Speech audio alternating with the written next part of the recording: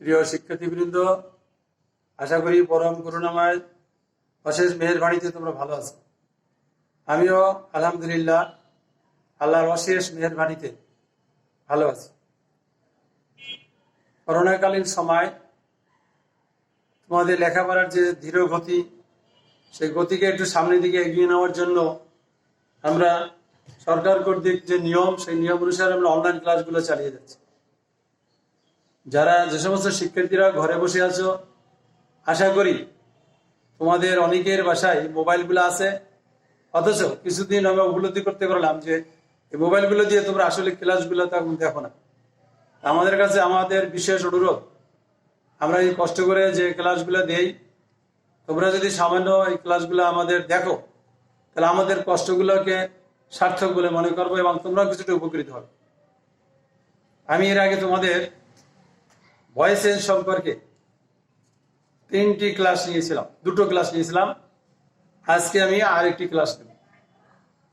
সেটা হলো, এর আগে আমি টেন্স সম্পর্কে নিয়েছিলাম, আজকে আমি ইম্পারেটিভ সেন্টেন্সের ভয়েস চেঞ্জ করাবো। ইম্পারেটিভ সেন্টেন্সের নিয়ম হলো প্রথম ভার্ব থেকে শুরু হয়। তাহলে রুলস হলো, প্রথমে ভার্ব শুরু করার নিয়ম হলো লেট বসাতে হবে, তারপর লেট, তারপর অবজেক্ট, তারপর বি প্লাস ভার্বের পাস্ট পার্টিসিপল। এটা হলো প্রথম নিয়ম। এখানে আছে ডু ইট। তাহলে আমার যে স্ট্রাকচারটা আছে, সেই স্ট্রাকচার রুলসে প্রথমে হলো লেট বসাতে, এরপরে অবজেক্ট আছে ইট, তাহলে লেট ইট, এরপরে বলা আছে বি, তারপর মূল যে ভার্ব ডু আছে, এই do past participle, do did done. এটা হলো সাধারণ নিয়ম। অর্থাৎ ভার্ব থেকে যদি শুরু হয়। পরেরটা দেখো, যেমন হেল্প আছে, তাহলে এখানে যদি আমি করতে যাই, তাহলে প্রথম হবে লেট মি, তারপর লেট মি বি বাই, হেল্পের পাস্ট পার্টিসিপল হলো হেল্প। অর্থাৎ এটা হলো যে ভার্ব থেকে যদি শুরু হয় তখন এইভাবে হবে। যেমন I read the book, write a letter.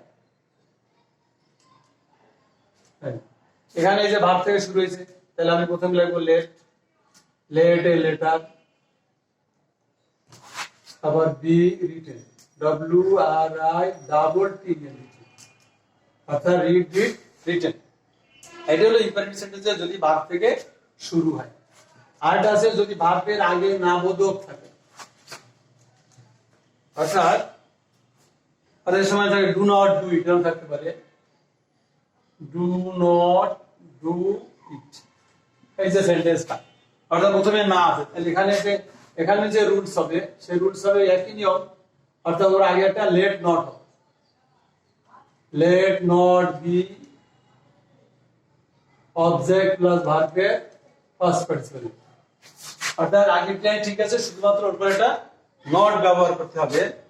যেমন এখানে আছে ডু নট ডু ইট, তাহলে আমরা প্রথম লিখবো লেট নট, এরপরে আছে আগের object it,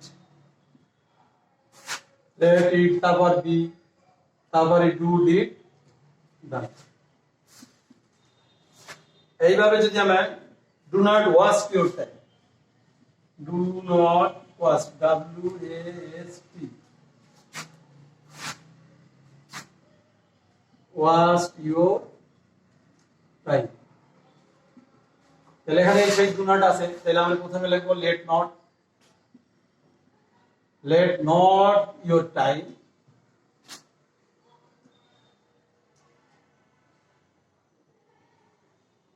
let not your time be wasted, পাশে হলো wasted, WASTED। তাহলে আমরা এখানে কি শিখলাম, যে যদি প্রথম নট দিয়ে শুরু হয়, অর্থাৎ ডু নট দিয়ে শুরু হয়, যদি ডু নট বা ডাজ নট, ডু নট দিয়ে শুরু হয়, তাহলে আমাদের নিয়মটা ছিল প্রথমে লেট নট বসাবো, তারপর বি, তারপর অবজেক্ট দিয়ে, তারপর ভার্বের পাস্ট পার্টিসিপল। এর আরো একটা নিয়ম আছে, অর্থাৎ অনেক সময় যদি লেট দিয়ে বাই করে, let him do it, let him do it, এখানে প্রথম লেট দিয়ে সব বলা আছে। তাহলে এই সমস্ত যদি রুলস লিখতে হয়, তখন তুমি রুলস লিখবে হলো, প্রথম হলো লেটের পরে অবজেক্ট, লেটের পরে তারপর বি, ভার্বের পাস্ট পার্টিসিপল, এরপরে ভাগ দিয়ে আরেকটা যে অবজেক্ট থাকে সেটা লিখতে হবে। তাই লেট প্লাস অবজেক্ট, এখানে দুটোই object, let him do it, let him do it আছে, বাকি অংশ বসবে তাই ভাগ দিয়ে বাকি অংশ। তাহলে এখানে লেট হিম ডু ইট যদি আমি করতে চাই, আরেকটা উদাহরণ দিয়েছি, লেট মি ডু ইট, অর্থাৎ আমার এটা করতে দাও। অর্থাৎ বাক্যের প্রথমে যদি লেট দেওয়া থাকে তাহলে সেই নিয়ম আমি লিখলাম, লেট বসলো, লেট ইট, তারপর be, let it be do did done, by এই হিম আছে বাই হিম, তারপর লেট মি ডু ইট, এই একই নিয়ম, let it be done by me. অর্থাৎ বাক্যের শুরুতে যদি লেট দিয়ে থাকে তাহলে আমাকে, অর্থাৎ প্রথমে ইম্পোর্টেশনের তিনটে নিয়ম আছে এখানে। যদি প্রথম ভার্ব দিয়ে শুরু করে আমি প্রথম লিখবো let plus object plus be দিয়ে ভার্বের পাস্ট পার্টিসিপল ফর্ম। এবার যদি নাবোধক দিয়ে থাকে তাহলে আমি লেট নট দিয়ে শুরু করবো, আর অন্য যথা নিয়ম আছে। আর লেট দিয়ে যদি থাকে তাহলে let plus object plus be plus ভার্বের পাস্ট পার্টিসিপল ইনভলভমেন্ট বাই দিয়ে পরে অবজেক্টের লিখতে হবে। এরপরে আছে হু দ্বারা যদি কোনো বাক্য থাকে, অর্থাৎ ডাব্লিউএস কোশ্চেন বলার সময়, আর এখানে যেমন হু স্টোল ইওর পেন,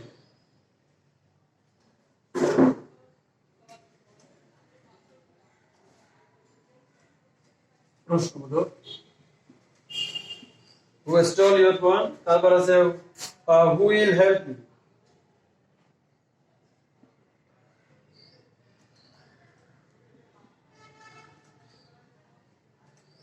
মানে হু স্টোল ইওর পেন, কে তোমার কলমটা চুরি করেছিল, আর হু উইল হেল্প ইউ, কে আমাকে হেল্প মি, কে আমাকে সাহায্য করবে। এখানে নিয়ম হলো হুর পরিবর্তে সব বাই হুম বসবে, কি বসবে, বাই হুম। অর্থাৎ এই নিয়মটা হলো হু যদি থাকে হুর পরিবর্তে আমরা বাই হুম বসবে। বাই হুম এর পরে এখানে এই ওয়া স্টোল কন্টেন্স, তাহলে আমরা মনে করি এটা হলো পাস্ট টেন্স থাকে না, তাহলে হু বাই হুম ওয়াজ, তাহলে যেহেতু পাস্ট টেন্স এটা, by whom was your pen, object your pen, by whom was your pen. এই যে মুড যে ভার্ব আছে স্টোল, এর past participle stolen, S T O L E N. অর্থাৎ এখানে নিয়ম হলো প্রথমে বাই হুম, বাই হুম এর পরে তোমার ভার্ব টু বি বসবে, অর্থাৎ ভার্ব টু বি বসবে, এরপরে অবজেক্ট, তারপর ভার্বের পাস্ট পার্টিসিপল করতে হবে।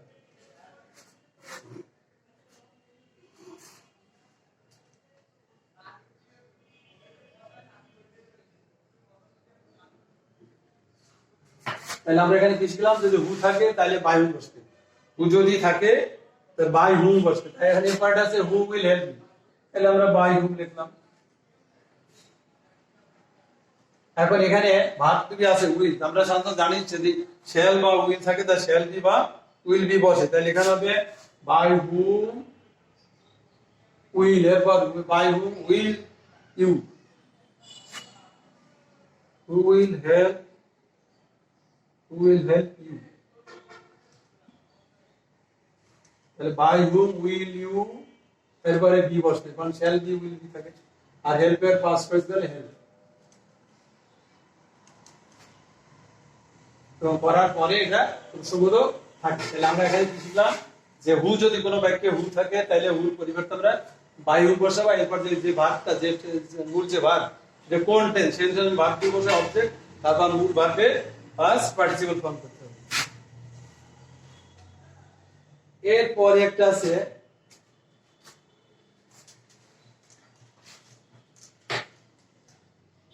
রিফ্লেক্সিভ ভার্ব, রিফ্লেক্সিভ আর ই এল এফ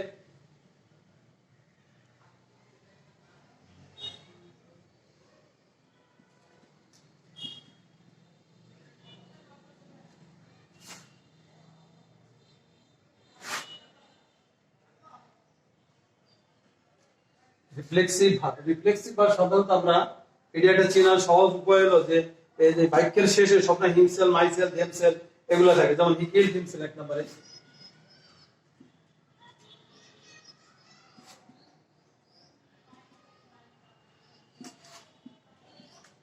equal tense আবার she hence he থাকলে herself।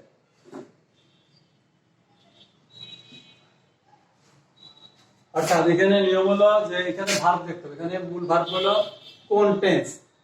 তাহলে এখানে রিফ্লেক্সিভ ভার্বের নিয়ম হলো যে বাক্যের শেষে আপনার হি থাকলে হিমসেলফ, শি থাকলে হারসেলফ, ইউ থাকলে ইয়োরসেলফ, দে থাকলে দেমসেলফ, এরকম হচ্ছে। এখানে নিয়ম হলো প্রথম সাবজেক্টটা বসাবার এটা যে কোন টেন্স, যেমন কিল পাস্ট টেন্স, তাহলে হি ওয়াজ। তারপর এটা এই ভার্বের পাস্ট টেন্স কিল্ড বাই, আর এর আগে একটা বাই বসে হি হিমসেলফ। অর্থাৎ প্রথম সাবজেক্ট যা আছে সেটা বসবে, এবার এই যে ভার্ব আছে ভার্বটা কোন টেন্স, তাহলে এখানে কিল্ড আছে পাস্ট টেন্স, তাহলে এর পরে ওয়াজ বসবে। এবার এটার মূল ভার্বের পাস্ট হবে কি double L E D by himself. এরপর এটা আছে হি হেন্স হিমসেলফ, তাহলে এখানে সাবজেক্ট হলো she, এটা যেহেতু প্রেজেন্ট টেন্স তাই she is hand F A double N E D, F A double N E D by herself. অর্থাৎ এটার উপরে রিফ্লেক্সিভ ভার্ব এরকম যদি থাকে সাধারণত আমরা এই নিয়মগুলো দিয়ে আমরা করব। এরপরে আছে অনেক সময় হুম যদি থাকে,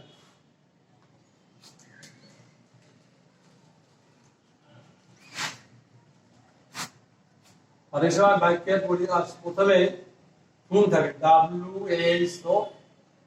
হুম যদি থাকে এর পরিবর্তে হু বসে। অর্থাৎ বাক্যের শেষে আগে সেন্টেন্স আমরা দেখি, যেমন হুম ইজ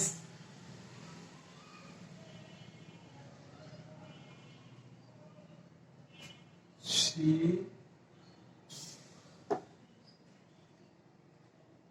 teaching English।